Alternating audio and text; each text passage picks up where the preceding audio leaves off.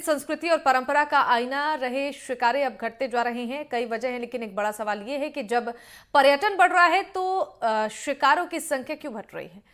क्या बदले हालात में सामने आई चुनौतियां शिकारों पर भारी पड़ रही हैं। देखिए हमारे संवाददाता नाजिर मसूदी की श्रीनगर से हमारी ये खास रिपोर्ट।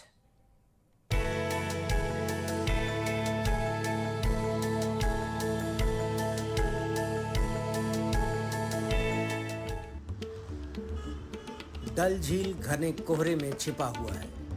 कश्मीर में पारा इतना गिर गया है कि पानी जमने लगा है। शिकारे धुंध से घिरे हैं, लेकिन जब धुंध छटती है तो शिकारों की चमक के पीछे की हकीकत नजर आने लगती है।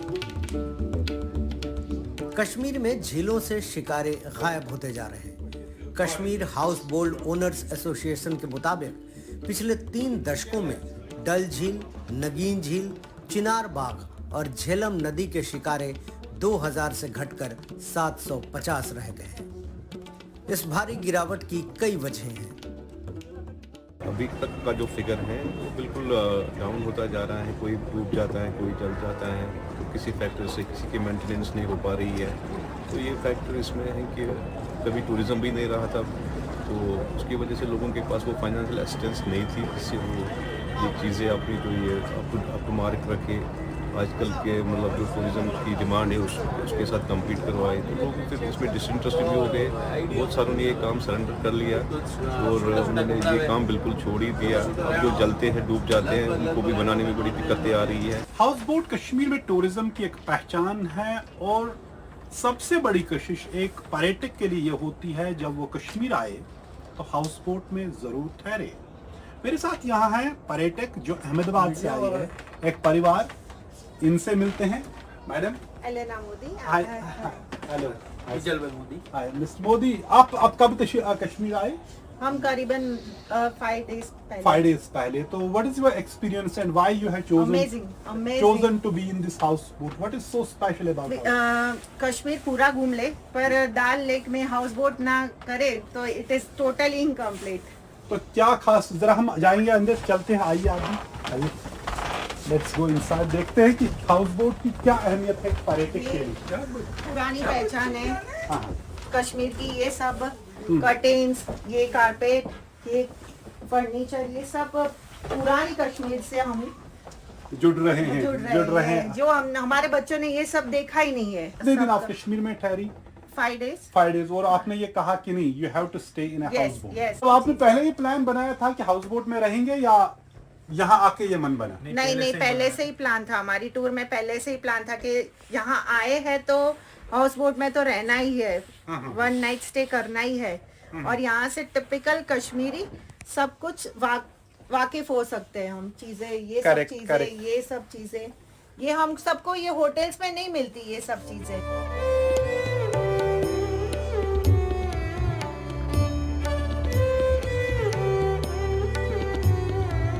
पहले थोड़ा डर था कि बच्चों के साथ थोड़ा वो फैसिलिटीज़ हमें मिल पाए कि ना मिल पाए, लेकिन ऐसा कुछ नहीं रहा। बच्चों के साथ बिल्कुल कंफर्टेबल हैं और ट्रिप को जिस मतलब पर्पस से आए थे टूरिज्म के हिसाब से वो पूरा उस हिसाब से एंजॉय कर रहे हैं। Different experience other than a hotel because here like we will feel more like it's a different experience. You should try once.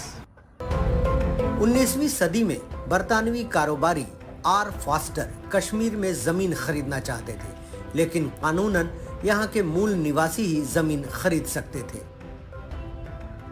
लिहाजा फॉस्टर ने डल झील के पश्चिमी किनारे पर क्लेयरमाउंट हाउस बोट बनाई और तब से शिकारे का चलन चल निकला। बर्ड्स क्लेयरमाउंट्स आज भी राजनयिकों, फिल्मी सितारों और विदेशी सैलानियों का पसंदीदा ठिकाना है। हालांकि 7 शिकारों के इस बेड़े में अब सिर्फ 3 शिकारे बचे हैं।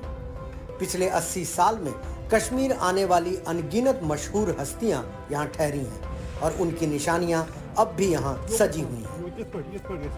यहाँ की सियासत भी, तारीख भी इसके साथ जुड़ी है। जब एक इन्फ्लुएंशियल अंग्रेज यहाँ आता है कश्मीर की सैर के लिए, वो कश्मीर के साथ मोहब्बत करता है, फिर यहाँ चाहता है मकान बनाए। महाराजा ने उसको मकान बनाने की इजाज़त नहीं दी, तो फिर महाराजा ने क्या, पानी पे रहो एक हाउस बोट बना। उसके बारे में हमें आप बताएं। मसूद साहब जब वो अंग्रेज़ आए, नगीन में रहे, कश्मीर उनको बहुत पसंद आया तो उन्होंने उनके दिमाग में यही आया कि मैं यहाँ ज़मीन खरीद के अपनी कुछ प्रॉपर्टी बनाऊंगा जहाँ मैं हर साल यहाँ आ सकूंगा और अपनी प्रॉपर्टी में रहूँगा। तो उसने महाराजा को अप्रोच किया, महाराजा का दोस्त था, तो महाराजा से रिक्वेस्ट की कि मुझे ज़मीन चाहिए। महाराजा ने डिक्लाइन किया एज पर लोकल लॉज। बिल्कुल बिल्कुल। तो एट द सेम टाइम महाराजा ने उनको ये एडवाइस की तो पानी पे हाउस बोट ले लो। पानी पे हाउस बोट। दरअसल मैं आपको बताऊं, ये जो लोकल लॉज जिसकी बात बात कर रहे हैं, ये 5 अगस्त 2019 तक चल रहे थे, जिसे स्टेट सब्जेक्ट लॉ कहते थे, या 35A, जो धारा 370 के साथ ख़त्म हुआ। कोई भी अगर ब्रिटिश राज था, लेकिन ब्रिटिशर्स को भी यहाँ कश्मीर में ज़मीन लेने की इजाज़त नहीं थी।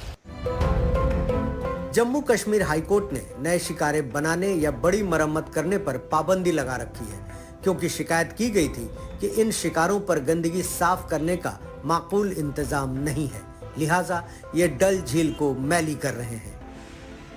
हालांकि पहले सरकार 2 दफा शिकारों के लिए सीवेज ट्रीटमेंट प्लांट बना चुकी है, लेकिन दोनों बार ये नाकाम रहे। अब एक बार फिर इस मसले से निपटने की कोशिश की जा रही है। झेलम और चिनार बाग के शिकारे तो गायब ही हो चुके हैं, क्योंकि ज्यादातर सैलानियों को आधुनिक सुविधाएं देने में नाकाम रहे। यहाँ जो इक्का दुक्का शिकारे बचे हैं, उनकी हालत खस्ता है, क्योंकि या तो सरकारी मंजूरी मिलने में देरी या फिर देवदार की लकड़ी ना मिलने से उनकी मरम्मत नहीं हो पा रही है। वाटर बॉडीज है निगीर, डल लेक, चिनार बाग और रिवर जहली जी 750 के करीब रहे होंगे। कितने में से?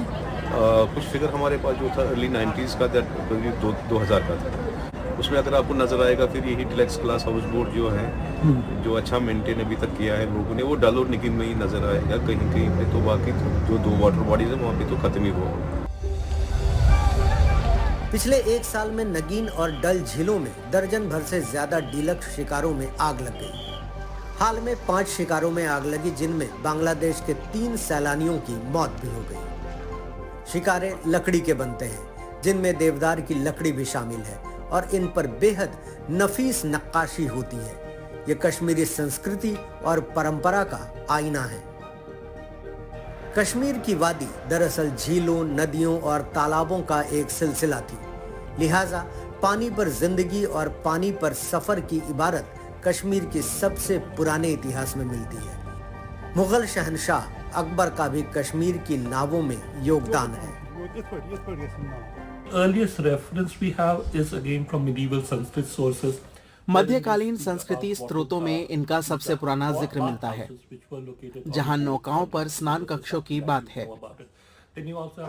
लेकिन बाद में मध्यकालीन और शुरुआती आधुनिक युग सल्तनत काल में एक संदर्भ मिलता है, जहां लिखा है कि सुल्तान ज़ैनुल आबिदीन गुजरात से नौकाएं बनाने में निपुण नाविकों को लाए। फिर मुगल काल में अकबर ने उस वक्त की नावों में तब्दीली की, क्योंकि मुगल शहंशाह डल झील और दूसरी झीलों में सैर करते थे। From Gujarat, who were well versed with operating as well as crafting boats with sail. पिछले कुछ बरसों में कश्मीर ने पर्यटन क्षेत्र में उछाल देखा है। यहाँ आने वाले सैलानियों ने पिछले सारे रिकॉर्ड तोड़ दिए हैं, लेकिन यहाँ की पहचान शिकारों को तिनके का सहारा भी नहीं मिल रहा। श्रीनगर से नजीर मसूदी की रिपोर्ट, NDTV इंडिया।